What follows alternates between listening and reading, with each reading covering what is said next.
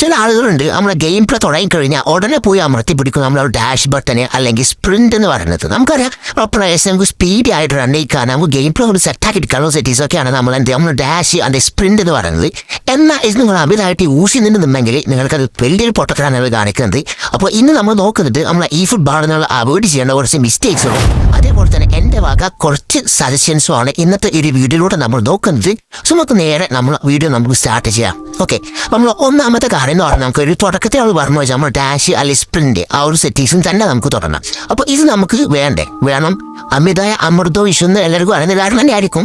അപ്പോൾ അതാണ് പ്രശ്നം. അതായത് നമ്മൾ ആവശ്യത്തിന് നമ്മൾ സ്പ്രിന്റ് നമ്മൾ യൂസ് ചെയ്യണം, എന്നാൽ അമിതമായിട്ട് യൂസ് ചെയ്യാൻ പാടില്ല. അങ്ങനെ ചെയ്തു കഴിഞ്ഞാൽ എന്താണ് സംഭവിക്കുക ചോദിച്ചു കഴിഞ്ഞാൽ പ്ലേയേഴ്സിന്റെ സ്റ്റാമിന പെട്ടെന്ന് പോകും. കാരണം നമ്മൾ നോർമലായിട്ട് ചെറിയ രീതിയിൽ നമ്മൾ റൺ ചെയ്തതും അത് സ്പ്രിന്റ് അടിച്ച് സ്പീഡിൽ റൺ ചെയ്യുന്നതാണ് ഏറ്റവും പെട്ടെന്ന് നമുക്ക് ക്ഷീണം ഉണ്ടാക്കിയിരിക്കുന്നത് സ്പീഡ് റൺ ചെയ്യുമ്പോഴാണ്. അതേപോലെ തന്നെയാണ് നമ്മൾ പ്ലേയേഴ്സിൻ്റെ ഒരു കാര്യം എന്ന് പറയുന്നതും സ്റ്റാമിന പെട്ടെന്ന് ട്രെയിൻ ചെയ്യാനുള്ള ചാൻസ് വളരെ കൂടുതലാണ് ഇങ്ങനെ ചെയ്യുന്ന സമയത്ത്.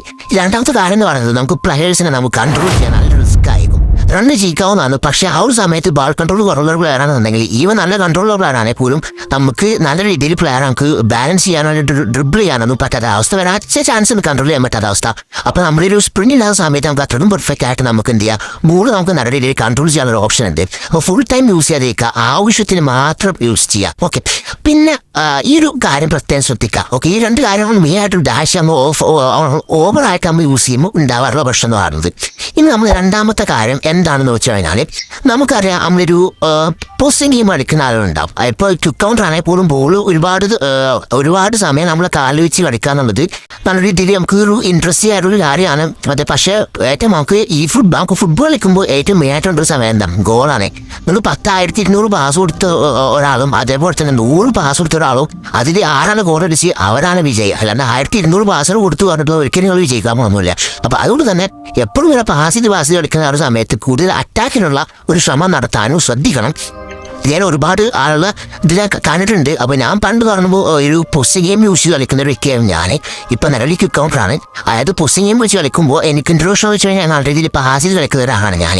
അപ്പോൾ ഞാൻ വെറുതെ ഇങ്ങനെ പാസ് ചെയ്ത് കളിക്കും, അതിൻ്റെ ഒരു പ്രശ്നമാണ്. അപ്പോൾ ഞാൻ പിന്നെ കൂടുതൽ അറ്റാക്കിലോട്ട് ഇറങ്ങിയത് ക്വിക്ക് കൗണ്ടർ വന്ന ഒരു സമയത്താണ്. അങ്ങനെ അതിൽ നമ്മൾ പാസും ഞാനും കൊണ്ടുവരാറുണ്ട്, ആവശ്യത്തിന് മാത്രമേ ഉള്ളൂ, അത്യാവശ്യം അറ്റാക്ക് കൊണ്ടുവരാറുണ്ട്. ഈ രണ്ടും ഇതായിട്ട് കൊണ്ടുപോയി കഴിഞ്ഞാൽ ഒരു പ്രശ്നം നമുക്ക് നല്ല പെർഫെക്റ്റ് ആയിട്ട് നമ്മുടെ ഗെയിം പ്ലേ നമുക്ക് മുന്നോട്ട് കൊണ്ടുപോകാവുന്നതാണ്.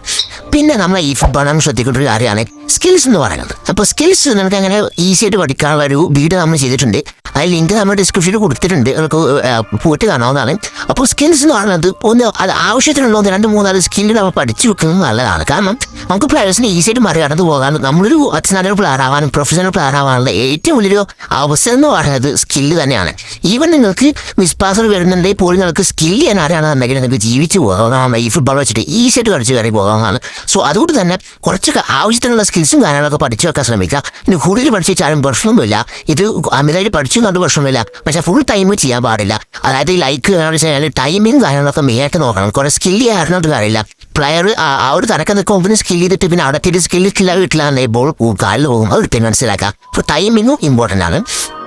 പിന്നെ ഇനി അവസാനമായിട്ടുള്ളൊരു എൻ്റെ ഒരു സജഷൻ എന്ന് പറയുന്നത്, അതിന് ശ്രദ്ധിക്കുന്ന കാര്യം എന്ന് പറയുന്നത് പ്ലെയേഴ്സിൻ്റെ ഫോം നമ്മൾ മെയിനായിട്ട് നമ്മൾ നോക്കണം. അതായത് പ്ലെയേഴ്സിൻ്റെ ഫോം ഏറ്റവും റദ്ദായിട്ട് വരുന്നുണ്ടോ നമ്മൾ മാച്ചിന് ചുറ്റുമ്പോൾ നോക്കണം. അപ്പോൾ വീക്കിലി ഒരു പ്ലെയർ അപ്ഡേറ്റ് ചെയ്യുന്ന ഒരു സമയത്തും അങ്ങനെ വരാറുണ്ട്, പിന്നെ അല്ലാത്ത സമയത്തും അങ്ങനെ വരാറുണ്ട്. അപ്പോൾ മെയിനായിട്ടൊരു വീക്കുമായിട്ട് വന്നപ്പോഴായിരിക്കും വരിക. പിന്നെ ആ ഒരു പ്ലെയർ കാർഡ് എങ്ങനെയാണോ വന്ന് ആ ഒരു രീതിയിലായിരിക്കും വരിക. സോ അത് കൃത്യമായിട്ട് മനസ്സിലാക്കേണ്ടതുണ്ട്.